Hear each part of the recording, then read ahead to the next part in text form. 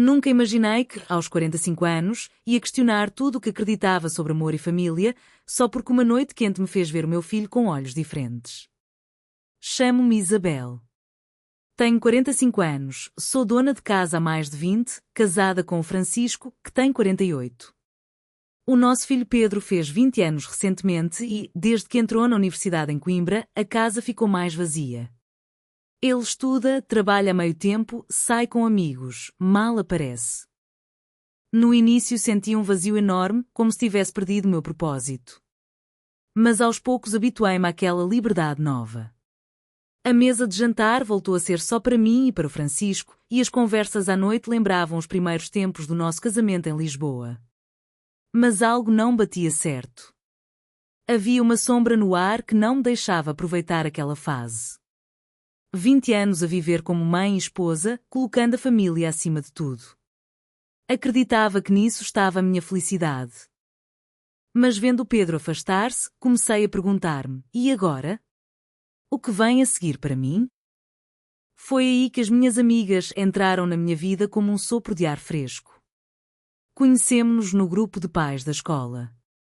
Éramos 4, a Rita, 48 anos, cujo filho se mudou para o Porto por causa do trabalho, a Carla, da minha idade, com a filha a fazer mestrado em Faro, e a Sofia, 47, cujo filho vive na residência universitária em Lisboa. Todas na mesma situação, ninho vazio. Meninas, temos de comemorar isto, disse a Rita um dia. Beber um copo, rir, esquecer o mundo. E assim começaram os nossos encontros. Reuníamo-nos à vez em casa de cada uma, levávamos petiscos, abríamos garrafas de vinho do Douro ou moscatel de Setúbal. Falávamos dos filhos, dos maridos, dos nossos sonhos esquecidos. Ríamo-nos horas a fio. O primeiro foi em minha casa, em Cascais. Preparei tudo como se fosse uma festa, empadas, pataniscas, um assado de peru com castanhas. O Francisco sorriu, diverte-te, amor. Faz-te falta.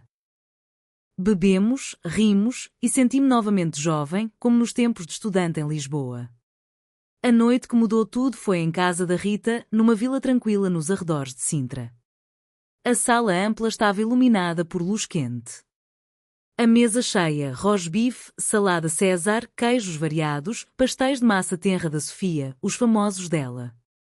Isabel, estes pastéis são divinos, elogiou a Sofia, mordendo um. Qual é o segredo? A massa tão crocante, o recheio tão suculento? Sorri. O truque é fritar 2 vezes. Primeiro em lume brando, depois 1 minuto em lume forte. As garrafas esvaziavam-se, as conversas ficavam mais soltas. O meu Francisco já nem me vê, queixei-me eu. Todas assentiram. O mesmo aqui. Virámos colegas de casa, disse a Rita. Talvez seja a calma verdadeira, sugeriu a Carla. Pode ser, respondeu a Sofia, mas às vezes apetece que nos olhem como mulher. Rimo-nos todas. Mas havia tristeza naquele riso. Falámos de viagens, filhos, sonhos. O tempo voou. Quando vi as horas, já passava da meia-noite. Ai, tão tarde, exclamei. A Rita levantou-se. Fiquem a dormir cá. Tenho mantas e almofadas para todas. Os olhos da Carla brilharam. Como na juventude, uma pijama party. A Sofia também queria, mas eu tinha planos inadiáveis. Desculpem, amanhã cedo vou ao hospital visitar a minha mãe em Lisboa. Prometi estar lá de manhã. Que pena, disse a Rita. Nesse momento ouviu-se uma voz da cozinha, eu posso levar-te. Era o marido da Rita, o Miguel. Cerca de 50 anos, acabara de chegar do trabalho. Miguel, não é preciso, vou de táxi. Ele sorriu. Deixa lá. De qualquer maneira não consigo dormir. Não te deixo ir sozinha à noite. Pegou nas chaves do carro. Parecia tão confiável, tão elegante. Isabel, não te preocupes. Ele adora conduzir à noite. Despedi-me das amigas e saí. O ar fresco da noite era agradável. O carro de Miguel era um Audi preto grande. Obrigada. Embora seja grande demais, é muito confortável, disse ele, abrindo uma porta.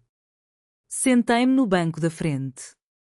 Cheirava a couro caro e a uma colónia masculina subtil, tão diferente do cheiro habitual de casa. Como está a tua mãe? Perguntou suavemente, arrancando. Melhor, graças a Deus. Espero que tenha alta em breve. Ótimo. A gente preocupa-se sempre com os pais. A conversa fluiu fácil. Falámos dos filhos, do trabalho, dos sonhos. O Miguel ouvia mesmo. Fazia as perguntas certas. Parecia ver-me por dentro. Faltavam poucos minutos para chegar a casa quando ele virou para uma rua escura e parou. Um beco sem luzes, só o velho parque de Sintra ao lado. Desligou o motor. O silêncio foi total. Aconteceu alguma coisa? Perguntei, apertando a mala. Isabel, a voz dele era diferente, grave, séria. Há muito tempo que queria dizer-te uma coisa. O coração acelerou. Ele virou-se para mim, os olhos brilhavam na penumbra. Desde o primeiro dia que te vi, não consigo tirar-te da cabeça. O teu sorriso, o teu riso, as tuas mãos. Perdi a fala. Num instante os lábios dele cobriram os meus. Foi um beijo curto, mas suficiente para me deixar sem chão. O cheiro da colónia, o calor das mãos no meu rosto. Fazia 20 anos que não sentia nada assim. Culpa e desejo invadiram-me ao mesmo tempo. Não, isto é errado, pensei. Mas o corpo não obedeceu.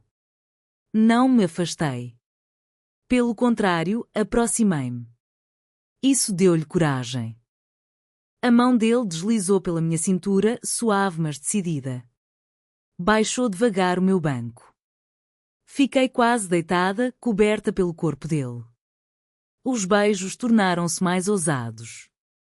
Eu usava sapatos de salto baixo, elegantes, que realçavam a curva do pé. Senti a mão quente dele subir pela perna, por baixo do vestido azul escuro. Os dedos moviam-se devagar. Eu flutuava numa onda de prazer desconhecido. Um calor suave espalhava-se pelo corpo.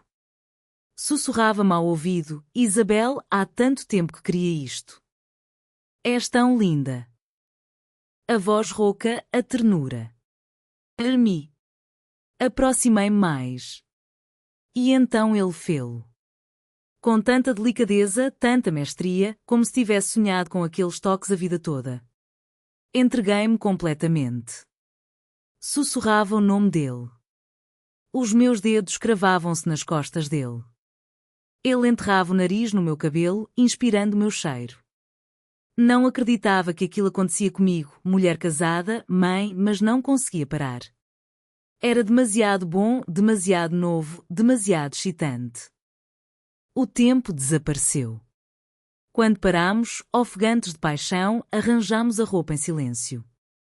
Desculpa, não devia ter feito isto, sussurrou ele. Abanei a cabeça. Não queria palavras que estragassem a magia. Ligou o carro e levou-me a casa. À porta disse apenas, até amanhã. Respondi, até amanhã. Saí sem olhar para trás. Em casa, o Francisco dormia tranquilamente. Fui para o duche, tentando lavar tudo, mas a água quente só despertava as memórias. Deitei-me, mas não dormi. Pensava no Miguel, no cheiro dele, nas mãos, nas palavras. Pela primeira vez em muito tempo senti-me viva. Depois daquela noite no carro, a minha vida virou um segredo que eu carregava como uma segunda pele. Voltei para casa em Cascais com o corpo ainda a tremer, o cheiro do Miguel colado à roupa. O Francisco dormia, como sempre, de costas viradas. Tomei duche, mas a água quente só avivava as recordações, os lábios dele nos meus, as mãos a subirem pela perna, o jeito como me fez esquecer quem era. Deitei-me ao lado do marido, mas o sono não veio. Revivia cada segundo. Culpa? Sim, um pouco. Mas o desejo era maior. Pela primeira vez em anos senti-me desejada, mulher, não só mãe e esposa. De manhã fui ao hospital em Lisboa visitar a minha mãe. Ela estava melhor, mais corada. Isabel, hoje estás diferente, disse-me, olhando-me fundo nos olhos. Os olhos brilham. Aconteceu alguma coisa boa? Sorri, corada. Nada, mãe. Só dormi bem. Mas ela não acreditava. Não é só isso. Pareces feliz. As palavras dela acertaram em cheio. Teria mudado tanto numa única noite? Os dias seguintes foram uma doce tortura. O telemóvel virou o centro do meu mundo. Cada vibração fazia o coração saltar. Esperava a mensagem dele. Pensava nele a toda a hora, no toque, no sussurro rouco, na voz que me chamava linda. A vida continuava, limpezas, cozinhados, compras. Mas tudo parecia cinzento. Andava como num sonho, à espera de voltar a vê-lo. Reunimos-nos outra vez, desta vez em casa da Carla, num apartamento moderno com vista para o mar em Oeiras. Como sempre, rimos, bebemos vinho do Alentejo, comemos petiscos. A Rita e a Sofia estavam lá e o Miguel também, afinal, era casa da Rita. Cumprimentou-me com um sorriso educado, mas os olhos tinham aquela faísca. Não se aproximou, não falou comigo a sós. Eu tentava parecer normal, mas o corpo queimava. Queria tocar-lhe, perguntar por que não ligava, mas era impossível com toda a gente à volta. Aquele serão foi um suplício puro. Passaram semanas. Comecei a perder a esperança. Convencia-me, foi só uma loucura passageira, uma estupidez, tinha de esquecer. Tentava voltar à vida de antes, mas era inútil. O espelho mostrava-me uma mulher diferente, os olhos vivos, um brilho que julgava apagado para sempre. Uma noite, enquanto Francisco via televisão na sala, o telemóvel vibrou. Número desconhecido. Atendi, o coração na boca. Olá, sou eu, a voz rouca de Miguel. Desculpa não ter ligado antes. Queria, mas tinha medo. O coração disparou. Também esperei, sussurrei, afastando-me para o corredor. Não aguento mais. Preciso de ti, Isabel. Outra vez. Estás pronta? Senti o corpo aquecer. Sim. Onde? O mesmo sítio. Aquele parque em Sintra. Daqui a meia hora. Inventei uma desculpa rápida para o Francisco. Vou à Carla, tem um problema, precisa de falar. Ele assentiu, sem tirar os olhos da televisão. Tem cuidado. Não demores. Saí de casa como uma ladra, mas o medo misturava-se com excitação. Vestia um vestido de seda preto que só usava em casa, por cima um casaco leve. Nos pés, sapatos de salto baixo que realçavam a curva do pé. Queria sentir-me diferente, não a Isabel dona de casa. O ar da noite cheirava a pinheiros e terra úmida. A rua estava quase vazia. Cheguei ao parque, o coração aos saltos. O carro dele estava lá, ao fundo, sob uma luz fraca. Bati no vidro do condutor.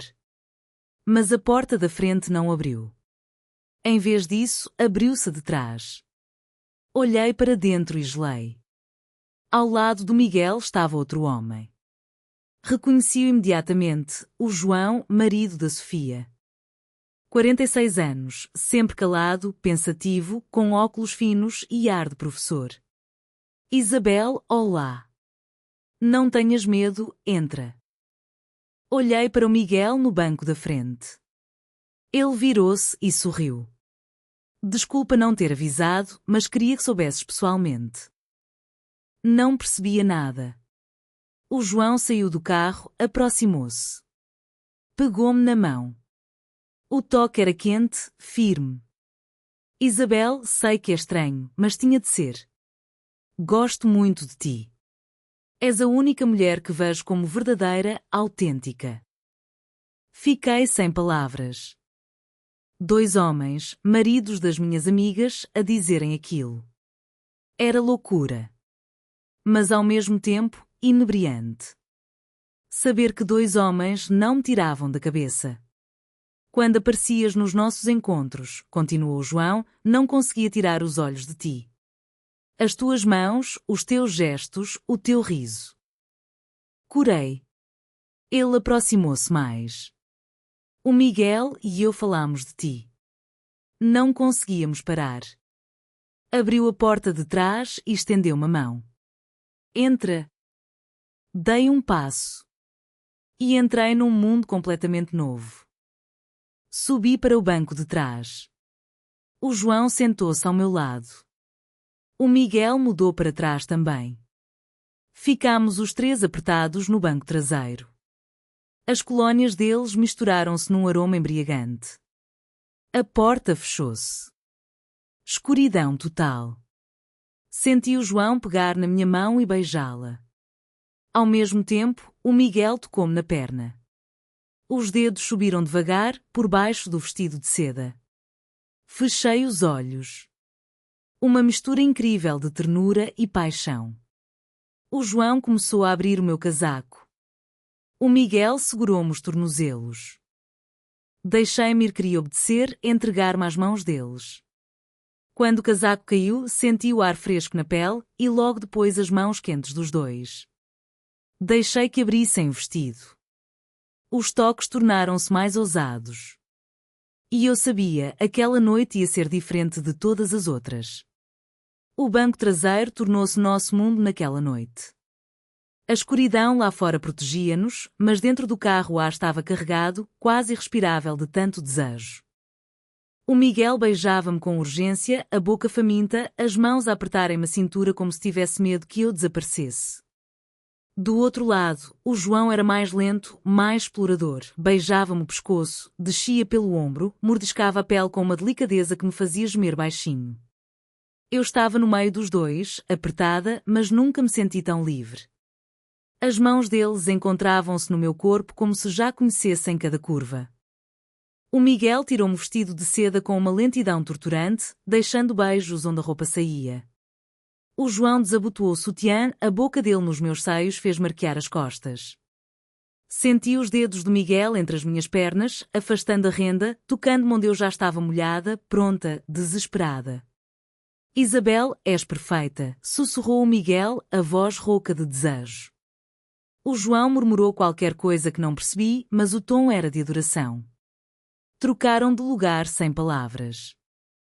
O João beijava-me agora, profundo, possessivo, enquanto Miguel descia pelo meu corpo, a boca quente na barriga, nas coxas, na parte mais íntima. Quando a língua dele me tocou ali, perdi o ar. As mãos agarraram o cabelo dele, puxando mais perto. O Miguel entrou em mim primeiro, devagar, olhando-me nos olhos. Senti cada centímetro, cada movimento.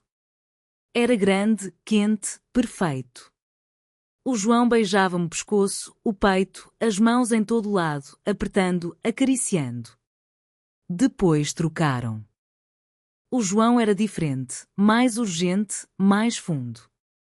Eu gritava baixinho, mordendo o lábio para não acordar o mundo lá fora. Fizemos amor os três, de todas as formas que o espaço permitia.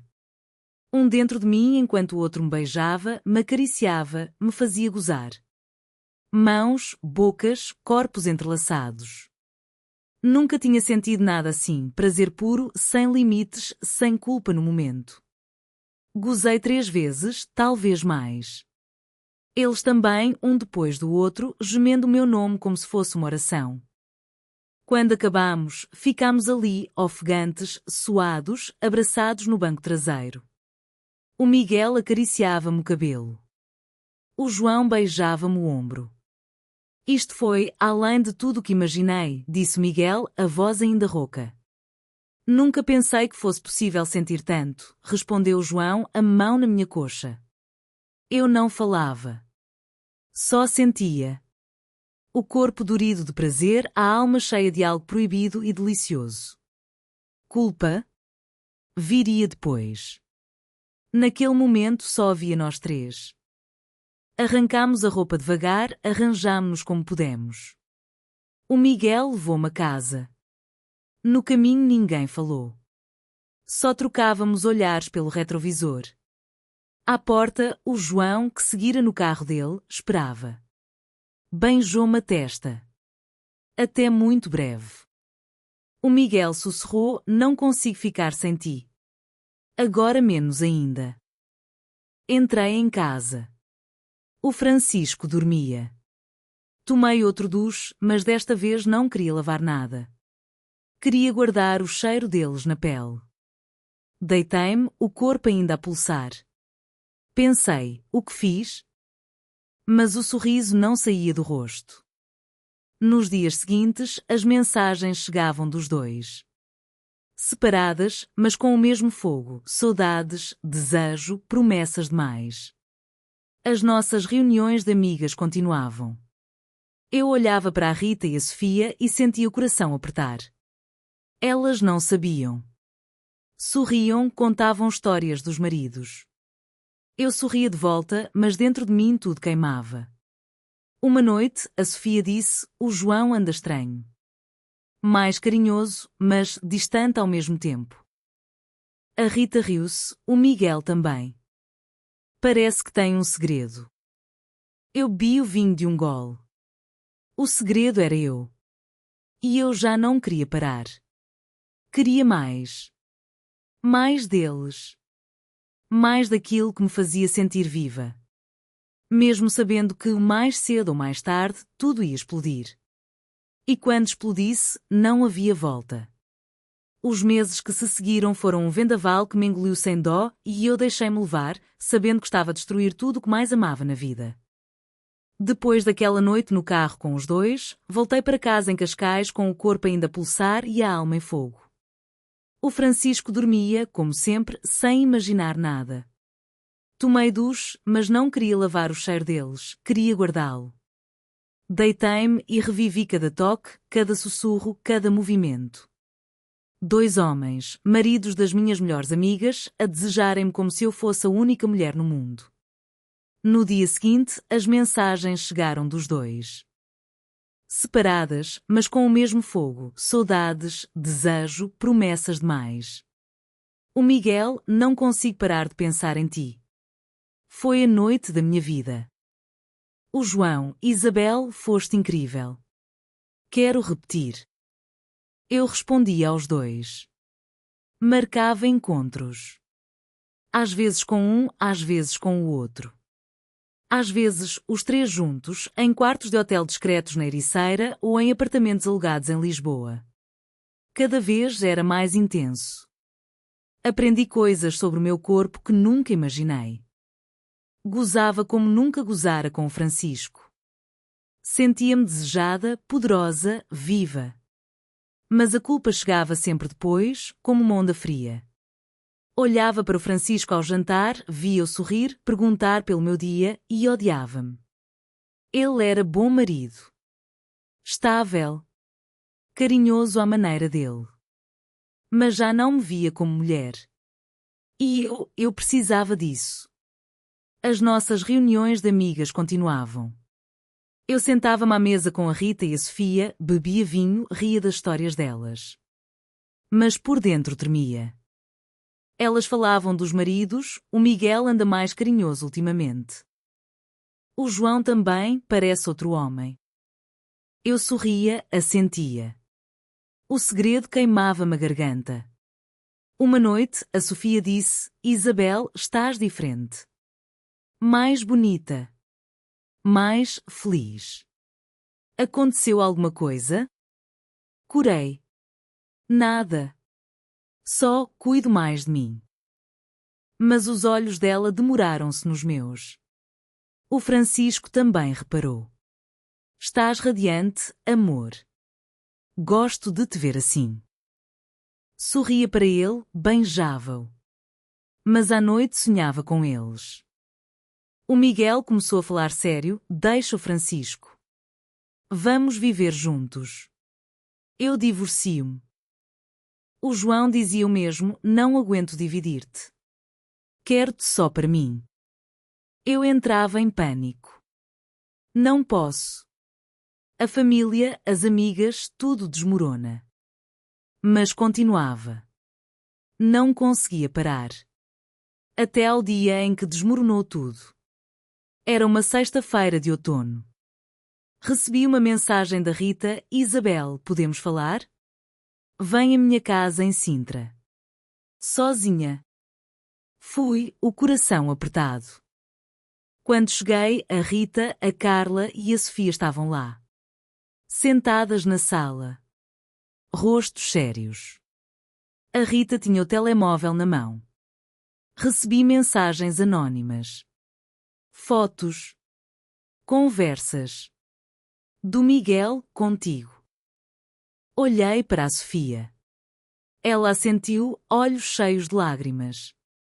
E do João também. O mundo caiu. A Rita chorava: como pudeste, Isabel? Com o meu marido? Com os maridos das nossas amigas? A Carla gritou: traíste-nos a todas. Anos de amizade, para quê? Tentaram explicar, os maridos confessaram tudo, pressionados pelas mensagens, que depois soube serem do Francisco, ele descobriu o meu telemóvel e, em vez de me confrontar, avisou as esposas. Eu chorava, pedia perdão. Perdi a cabeça. Sentia-me invisível, eles fizeram-me sentir viva. A Rita levantou-se: viva? Destruíste 3 casamentos por te sentires viva? Saíram. Uma a uma. A porta bateu forte. Fiquei sozinha na sala vazia. O Francisco esperava-me em casa. Sentado na cozinha, olhos vermelhos. Sabia há meses. Vi as mensagens. Queria ver até onde ias. Não gritou. Só disse: acabou, Isabel. Divórcio. A casa fica tua. Eu vou-me embora. Os filhos souberam. O Pedro não falava comigo. Mãe, como pudeste? Perdi tudo: marido, amigas, respeito dos filhos, das vizinhas. O Miguel e o João divorciaram-se também. As esposas nunca perdoaram. Eles queriam ficar comigo. Agora estamos livres. Mas eu já não queria. Via o ódio nos olhos das amigas. Via os netos afastados. Via o Francisco sozinho. Acabou. Para sempre. Fiquei sozinha. De verdade. Meses de terapia. Chorar todas as noites. Aprender a viver com o vazio. 1 ano depois, a Rita ligou, as crianças perguntam pela avó. Mas eu, ainda dói. Vemo-nos raramente. Conversas frias. Os filhos voltaram devagar. O Francisco encontrou alguém. Sorri nas fotos. E eu aprendi a viver sem eles. Às vezes, à noite, lembro-me daquela noite no carro. E percebo, paguei caro por uns meses de fogo. Mas também aprendi quem sou. Uma mulher que precisa de se sentir desejada. Agora cuido de mim. Sozinha. E estou em paz. Porque o preço foi alto. Mas paguei-o. E sobrevivi.